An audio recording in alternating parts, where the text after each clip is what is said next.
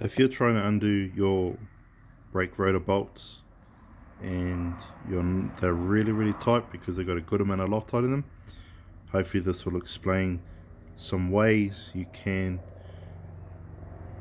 get them undone, hopefully using the tools at your house. Now, best way to go about removing them is to buy a proper socket that has the size for your cap screws. These are 6mm.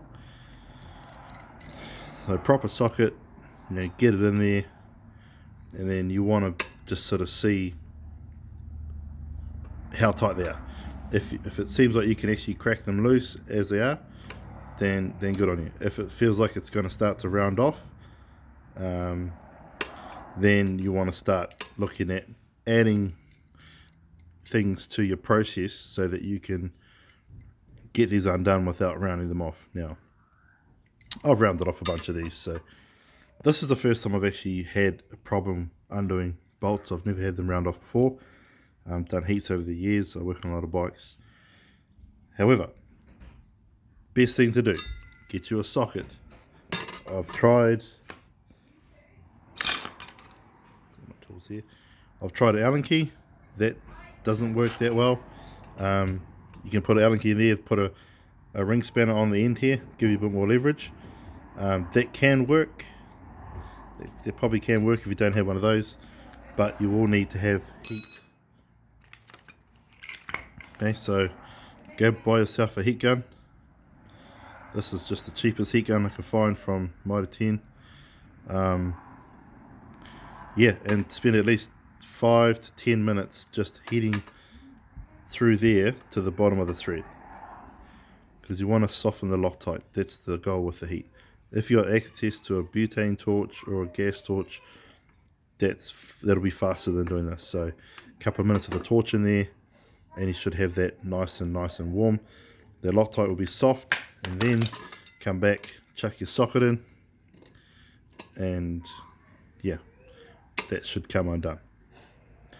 Now, if you've done that, or you didn't use heat and you're trying to undo it and you've rounded it off, like these are pretty much rounded off, just looking at options if that's what you run into as a problem.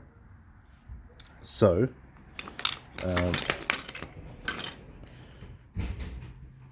if that's the case, the best thing to do is to put a cut through it. Now, as you can see, the important part is actually the depth of the cut. Now I've got one here. So this one here I cut quite shallow. As you can see, it's where I've used the impact driver and the screwdriver. It was just slipping off because it wasn't as deep. So once I cut that deeper, there was more grip, and with the heat on the Loctite, I was able to loosen it. These are from the other side. I did 4 of them on the other side, and 2 of them was pretty bad. So I rounded them off, and then I was like, okay, how do I go about undoing them now? Next, so pay attention to the cut. Obviously this one's just done once, cut through, nice and deep. Just want the grinding disc to just touch the base of the head there, so nice and low, and that gives it plenty of leverage for the screwdriver. This is the type of cutting disc, just a little thin cutting disc that I use to do the cut. You can do it with a hacksaw blade, but given how flat that is, it'll be a mish. So just get a hold of a grinder with a cutting disc on it, make it as central as possibly can, just run it through till it, just go gently all the way down till it's, keep checking how low it is, and like I said, you just want it to be as low as you can. Once you get to that point, get yourself a large screwdriver, and then you want to get the hammer and just hammer that screwdriver right into it. You'll feel it sort of settle flush at the bottom, and it'll be real snug and tight in there, which is good. Before you even try that way, you can actually get a impact driver. So do the cut. If you've got an impact driver with a, where is it? Oh,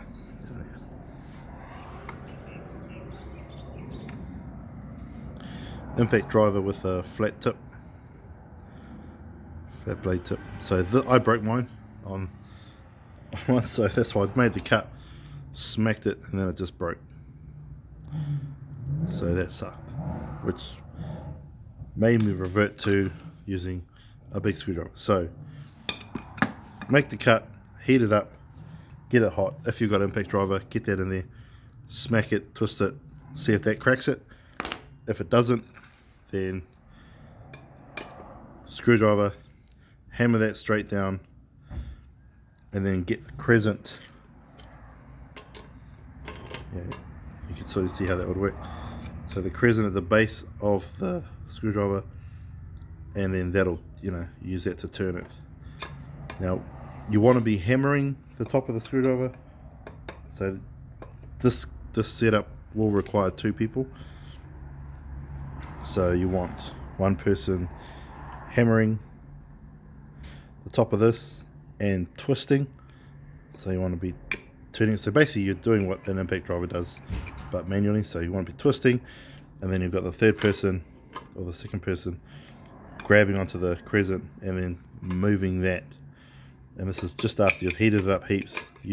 Do that, hammer it, twist it on here, and you should get them undone. Like that should do the job. However, if that doesn't work, then you need to get your grinding disc out, grind the disc right off the top of this, and if you can see, there's still a shank there. There's plenty of shank there, so you'd have to grind it off. Obviously take the rotor off, and then put a nut over the shank, weld it through, weld the nut onto here, and then you've got a nut to then put a socket or a spanner on to crack it. When you weld it, there should be enough heat transferred through the welder to melt the Loctite. So yeah, I really don't want to go see my mate to have to weld them on, so I'll go through with whichever ones are rounded off, and I'll cut them, use the screwdriver technique, and we should be able to get them loose.